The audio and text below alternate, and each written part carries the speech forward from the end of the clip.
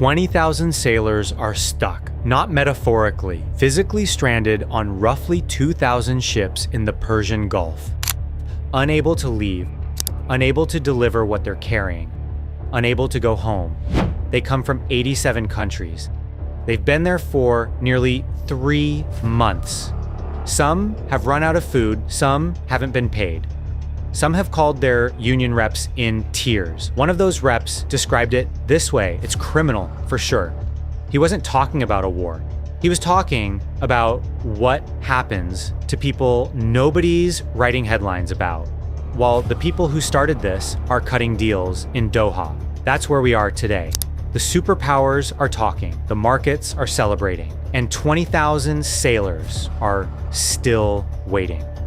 On February 28th, the United States and Israel struck Iran. The objective is to defend the American people. The U.S. and Israel teaming up for a strike against Iran. They killed Supreme Leader Ali Khamenei.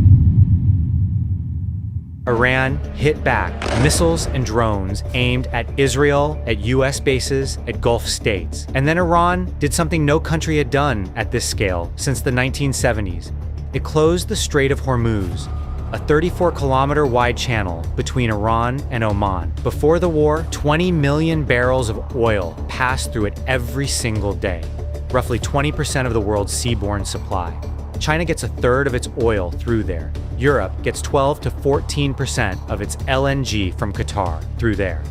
Within weeks, tanker traffic had dropped by 70%. Then it went to nearly zero. Brent crude hit $126 a barrel. The IMF called it the largest disruption to global energy supply since the 1970s oil crisis. By April, there was a ceasefire, but Iran kept charging tolls, over $1 million per ship. When vessels tried to leave under U.S. Navy escort in early May, Iran called it a violation. Trump launched Operation Project Freedom, then paused it 6 days later because he said there was great progress toward a deal. Great progress. 60 days. We'll come back to those numbers. Here's what's actually being discussed as of May 25th, 2026. Washington and Tehran, with Pakistan as mediator, Qatar as host, are working toward a 14-point memorandum of understanding. The core elements, according to Axios and confirmed by multiple sources, a 60-day ceasefire extension. We really did the ceasefire at the request of other nations. Within 30 days, the strait returns to its pre-war traffic volume. Iran clears the mines, ships move freely. The U.S. lifts its naval blockade and grants sanctions exceptions to let Iran export oil again. In return, Iran commits in writing to never pursuing nuclear weapons and agrees to negotiate a suspension of uranium enrichment. After those 60 days, the hard part starts. Full sanctions relief, the release of frozen Iranian assets abroad, tens of billions of dollars, and the nuclear question in detail. The diplomatic activity this weekend was real. Pakistan's army chief flew to Tehran. Iran's chief negotiator and foreign minister flew to Doha to brief Qatar's leadership. Iran's central bank governor went with them, specifically to discuss frozen funds held in Qatari financial institutions. Trump told CBS that a deal was largely worked out.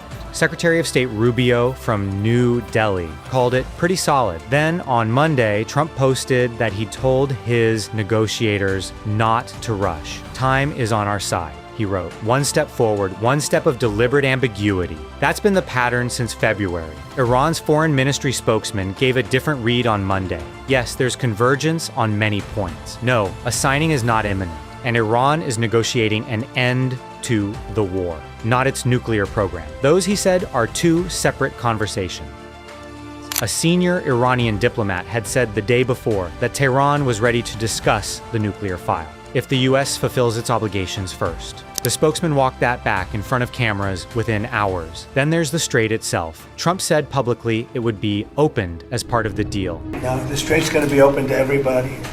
And who would control it? International waters. Nobody's going to control it. We're going to watch over it. We'll watch over it, but nobody's going to control it. That's part of the negotiation that we have. They would like to control it. Nobody's going to control it. It's international waters, and an Iranian military spokesman posted the same day that it will remain under full Iranian administration and sovereignty.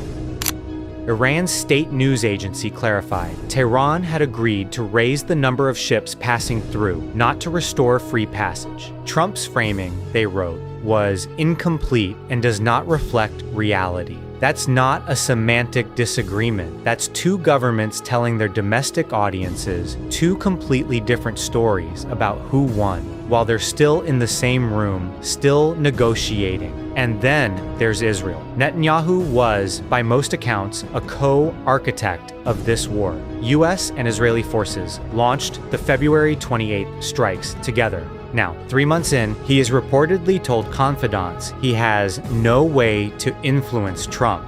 He's been cut out. Israel's concerns about Iran's nuclear arsenal remain unaddressed in the draft MOU. That matters for a specific reason. The MOU commits Iran in writing to never pursuing nuclear weapons, but contains no verification mechanism outside the IAEA, and no formal role for Israel if Iran violates the terms. From Jerusalem's perspective, that is not a guarantee. It is a wager. And Netanyahu faces parliamentary elections he's currently losing, with critics at home saying he went to war, spent the political capital, and is watching Washington cut a deal that primarily benefits Washington.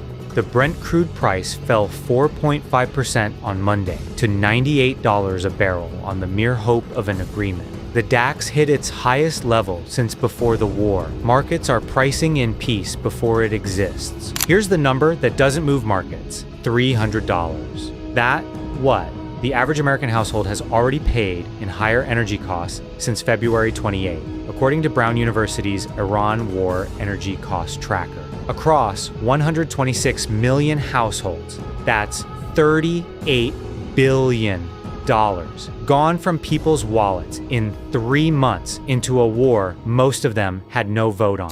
The markets recovered in a single afternoon. The $38 billion didn't. 10 civilian sailors have died in the conflict, according to Secretary Rubio. At least 12 seafarers are confirmed killed or missing per the International Maritime Organization. The head of an international seafarers union described pay delays, ships running short on provisions, men who can't get home to families who don't know when they're coming back. These are not combatants. They are not politicians. They are workers from the Philippines, India, Indonesia, Ukraine. People who signed contracts to move cargo and ended up trapped inside a geopolitical standoff. They have no power to resolve. They've been waiting 87 days. The first ships have moved without lights, without transponders, without a signed agreement, no escort, no announcement. They left the way they arrived, quietly, without anyone declaring victory. The sailors are going home. After 87 days, that is not nothing. But the strait is not open. It is partially, conditionally, temporarily passable. On terms two governments are still describing differently to their own people. The mines are still there. The tolls are still being collected. And the deal that made this possible hasn't been signed. That's where we are. The first ships moved, the last question didn't.